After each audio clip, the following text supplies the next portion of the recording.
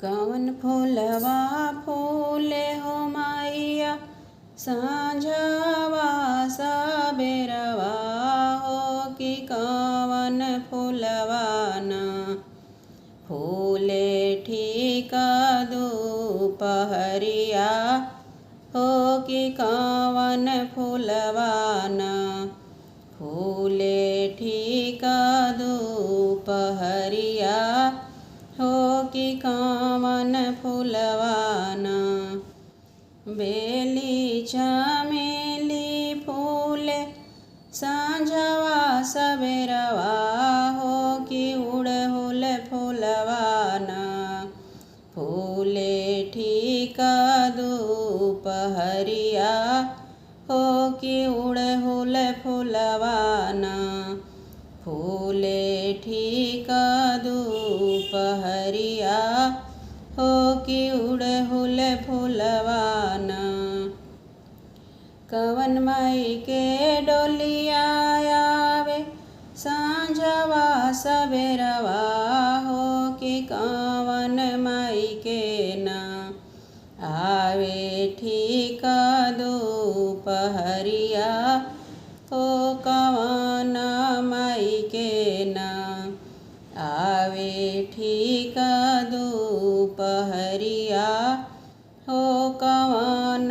माई के ना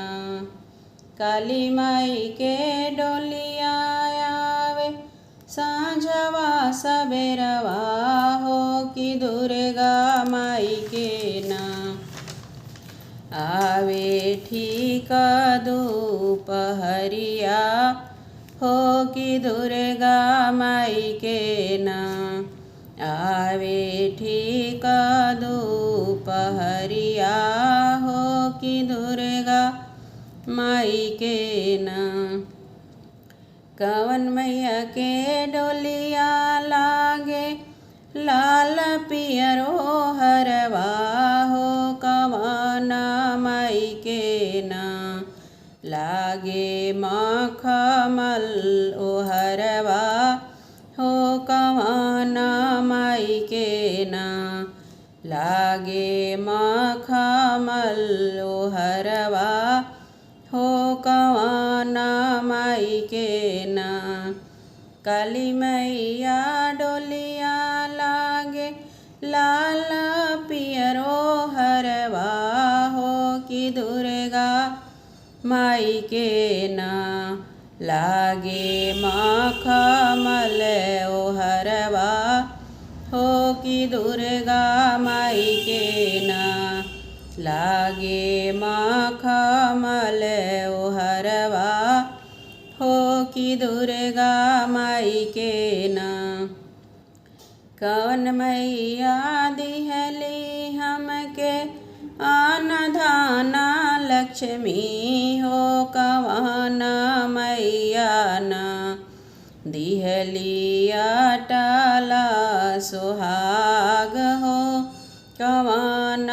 मैया ना दिहली अटला सुहाग हो कवन मैया ना काली मैया दिहली हमके अनधान लक्ष्मी हो कि दुर्गा मैया ना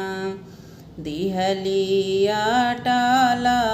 सुहाग हो कि दुर्गा मैया ना दिहली गोदे बलकवा हो कि दुर्गा मैया ना दिहली गोदे बलकवा हो कि दुर्गा मैया ना।